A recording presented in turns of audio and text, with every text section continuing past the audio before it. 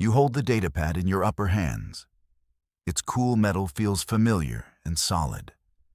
The screen displays a live feed from Sector 774. It is the human-preserved world they call Earth. Your lower hands adjust the feed's clarity. A female human is on screen. She shows other humans how to bake bread, a primitive, inefficient way to create nutrients. You find it strangely fascinating. Her species is a galactic charity case, a project taken on by your predecessors. They were found on a lush, blue world. They had just discovered primitive rocketry. Their best efforts could barely escape their own gravity. It was quite amusing to your ancestors, like watching a child try to stand for the first time. The Galactic Compact declared them a protected species, a living monument to evolution's meandering path. They were to be observed, but never contacted. A cosmic pet project for the elder races. You have watched them for your entire life cycle. You see them fight pointless wars over shiny rocks. They build civilizations that crumble into dust. They write poems about feelings you have no words for. Their lives are so brief, so full of frantic energy. You zoom the datapad's camera in. The human woman is smiling. She holds up her baked creation. Other humans clap their hands in approval. Such a simple, meaningless victory. Yet they seem genuinely happy. It is a feeling you have only read about in archives. Your own species, the Xylos, outgrew happiness centuries ago. We pursue purpose and order. We build star systems and command armadas. We are the architects of galactic peace. And these humans, they bake bread. You sometimes wonder about the Compact's decision. Were they worth protecting? Their world sits in a strategically unimportant arm of the galaxy. They possessed no resources of value. Their star is a common yellow dwarf, unremarkable in every conceivable way. Still, the law is the law. They are the galaxy's untouchable children, safe in their little cosmic cradle. You switch the feed. Now you see a male human. He is encased in a colorful, padded uniform. He chases a stitched leather sphere across a field of grass. Thousands of other humans are watching him. They are shouting with excitement. This is what they call sport, a ritualized, non-lethal form of tribal conflict. Your people would deem it a colossal waste of energy. But for them, it seems to be the most important thing. You cannot deny their passion. It is a fire your own kind extinguished long ago. The datapad chimes softly. A message from your superior, Commander Vorlag. Just a routine check-in. You send back an acknowledgement. Your shift on observation duty is almost over. Another cycle of watching the primitives has passed. Nothing has changed. They are still loud. They are still chaotic. They are still wonderfully, pitifully harmless. You allow yourself a small, dry smile. They are the galaxy's greatest joke, a pet species that will never leave its cage. You power down the datapad and stand. It is time to return to the real world, a world of logic, duty, and cold, hard facts, a world the humans could never comprehend. The summons arrives on your personal comms unit, a crimson alert pulsing with silent urgency. You report to the strategy dome immediately. The High Council is already in session. Their holographic forms flicker around the central star map. The news is grim. Worse than grim. It is the end of an age. The swarm is coming. A name spoken only in hushed, fearful tones. An extragalactic horror that consumes everything. Entire galaxies have gone dark before it. And now, it has reached the edge of your own. The map shows its trajectory, a wave of darkness bleeding into your reality. It moves with impossible speed. Our forward listening posts went silent one by one. Our most advanced fleets vanished without a trace. The swarm does not conquer. It erases. It leaves nothing behind but cold, dead void. The High Chancellor's voice is steady, but you can see the strain in his holographic form. He outlines the new grand strategy. It is a strategy of retreat and consolidation, of sacrificing the outer arms to save the core. Your 3 hearts beat a little faster. This is no longer a distant threat. It is a fire at your own door. The Chancellor points to a spiral arm of the galaxy, a place long considered a quiet backwater.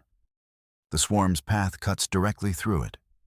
He says a sacrifice is needed, a fire break to slow the enemy's advance, to give the core worlds time to fortify. His finger rests on a single point of light, a small yellow star in an unremarkable sector. Sector 774, the Sol system, the home of the humans. A murmur goes through the strategy dome. It is a cold, calculated decision. The human system is the perfect choke point. Its location is ideal for staging a tactical delay. The plan is brutal in its simplicity. The executioner fleet will move in first.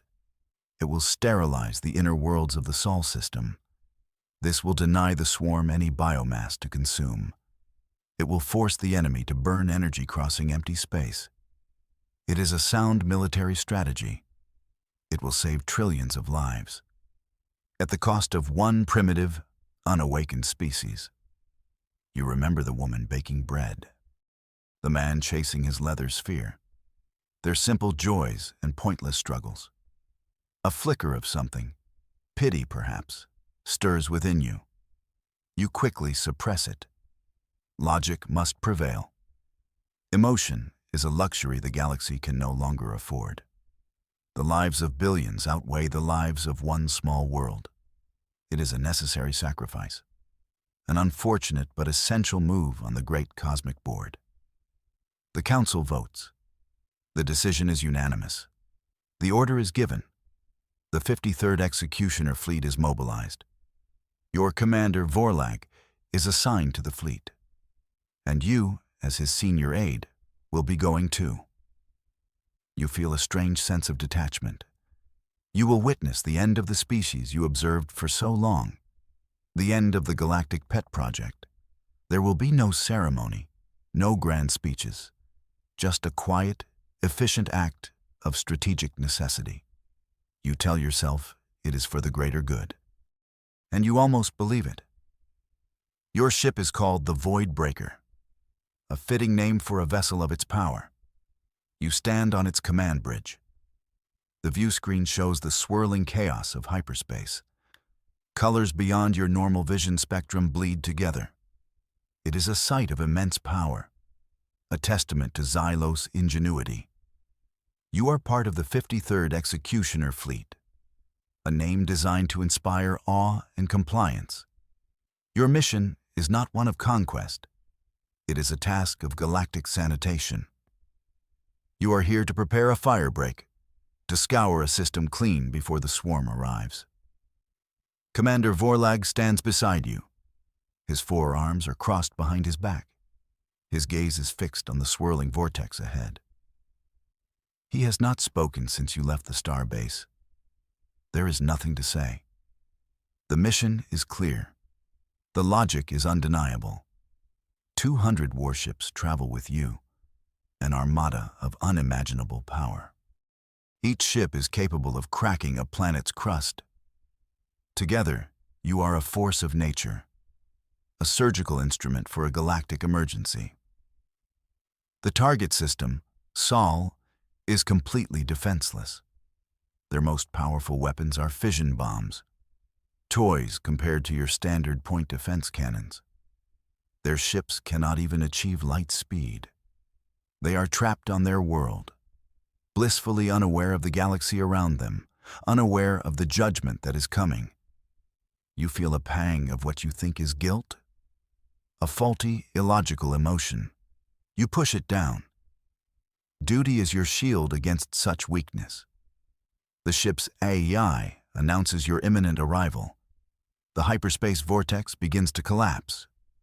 The colors resolve into the familiar black of space. The Sol system materializes before you. A yellow star, bright and steady. A few rocky planets in close orbit. Gas giants looming in the outer dark. It looks exactly as it does on the observation charts. Peaceful, primitive, doomed. You expect to see panic, frantic radio signals flooding the spectrum, perhaps the launch of their primitive rockets. A final, futile act of defiance. It would be pathetic. But it would be something. There is only silence. Complete and total silence. The fleet glides into formation. A perfect crescent of gray metal and quiet menace. You are positioned just outside the orbit of their third planet. The blue and white marble they call Earth. It hangs in the void, beautiful and fragile. A jewel waiting to be crushed. The commander gives the order, charge the primary weapons. Prepare to sterilize the designated targets. Mars, Venus, and Mercury are first on the list. Earth will be the last. A small, unspoken courtesy, allowing them a few more moments of ignorance. The weapon systems hum to life. A deep thrum vibrates through the deck plates. A feeling of absolute power courses through you. This is what it means to be Xylos, to be the master of your fate, to make the hard choices for the good of all. You watch the blue planet on the screen, so full of life, so unaware of its own ending, a necessary sacrifice. You repeat the words in your mind, a mantra to ward off the creeping unease. The countdown begins. The void breaker glides through the system. It moves with a silent, lethal grace. Your fleet of 200 warships follows. A perfect formation of gray metal and contained fury. You pass the orbit of the gas giant, Neptune. Its blue sphere looks cold and unassuming. Sensors are nominal. Everything is proceeding as planned. Then you cross the orbit of Uranus. That is when the first alert chimes. A soft, inquisitive sound. Not a warning, but a question from the ship's core, AI. An anomaly has been detected. Commander Vorlag turns to the sensor officer. "Report," he commands. His voice is calm, but tight. The officer's lower hands fly across his console. His face is a mask of confusion. "Sir," he stammers, I do not know." An officer of the Xylos fleet does not know. This is unheard of. "The anomaly is an absence," he continues. "A field of absolute null energy.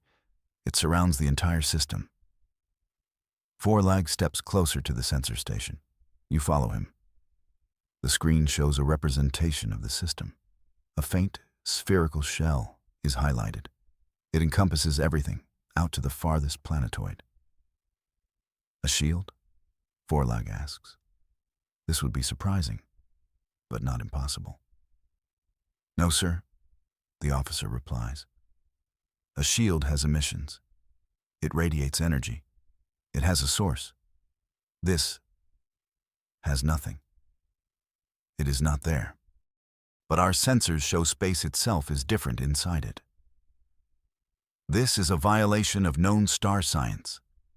A shield without a generator is a fantasy.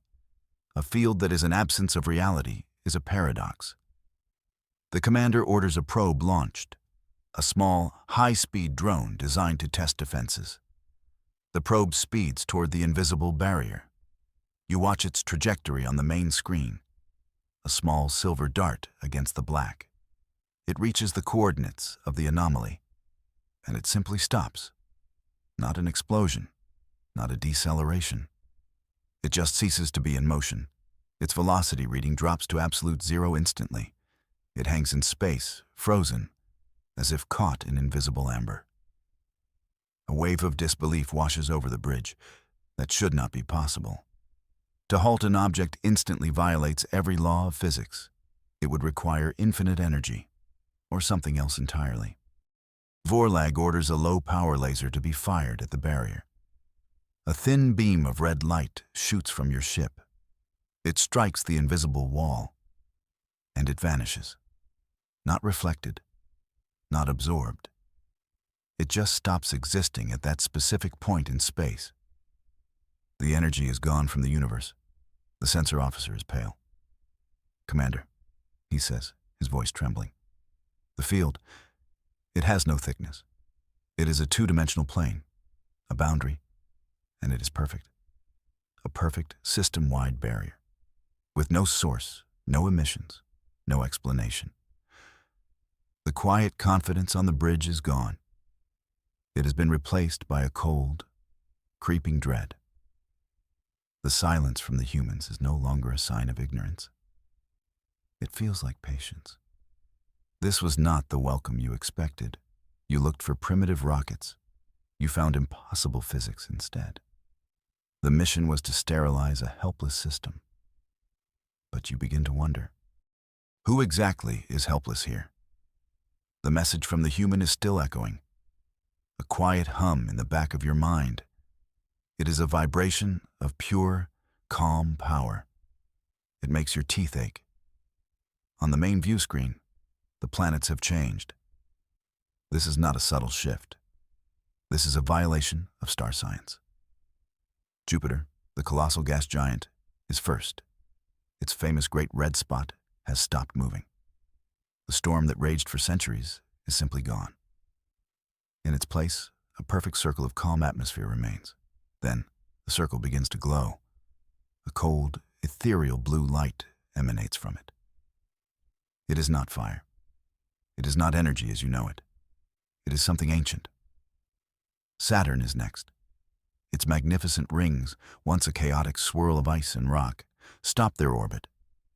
In perfect unison, they shift. They realign into a series of concentric, perfect circles. They become the lenses of a colossal weapon, focusing the light of the distant yellow sun. A wave of focused energy washes over your fleet. Not a destructive wave, a scanning wave. It passes through your hulls like they are not even there. Every system on every ship is cataloged in a nanosecond. Your most secret technologies are laid bare. Your ship's AI screams a silent digital scream of violation. Then your attention is drawn to Mars, the small, red planet, the first target for sterilization. Cracks appear on its surface, not the chaotic cracks of a world breaking apart. These are lines of perfect geometry, hexagons and triangles spread across the planet's face. The ground itself splits open, not with volcanic fury, but with the silent precision of a machine. Entire continents of red rock pull back.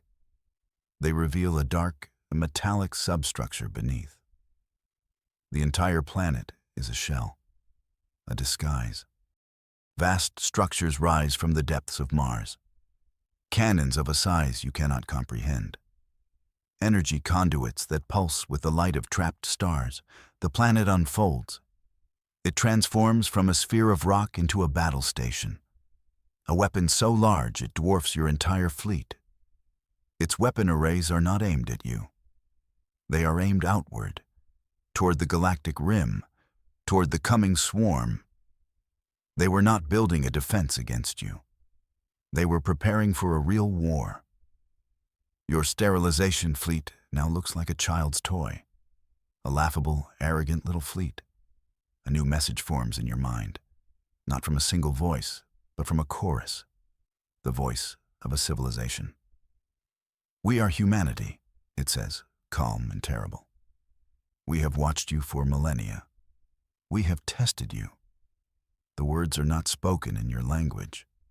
They are pure concept, transmitted directly into your consciousness. You are meant to be guardians, protectors, not executioners." The voice is not angry. It is disappointed, like a parent scolding a foolish child. "Your test is now over. You have failed." A single energy beam lances out from Mars. It is not an attack. It is a statement. The beam travels at impossible speeds. It strikes the frozen probe at the edge of the system. The probe does not explode. It is unmade. Its atoms are disassembled. It vanishes from existence without a trace of energy release. Your fleet had frozen in place, not by a barrier, but by a choice. The choice to remain still in the face of impossible power.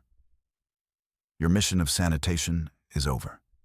Your lesson is about to begin. You look at the transformed solar system, at the awakened planets, at the weapons that defy imagination, and you finally understand. Humanity was never the pet. You were.